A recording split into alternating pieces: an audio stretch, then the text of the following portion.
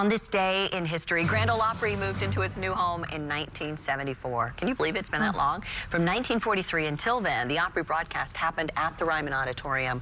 The crowds were getting too large, and the show eventually grew into the new 4,400-seat Grand Ole Opry House that we have today, which is incredible.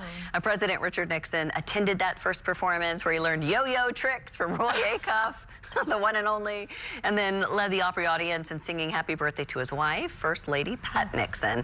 And President Nixon's appearance also came at a time during the Watergate scandal where his closest aides were indicted that exact same month. So a lot of history right there. That's right.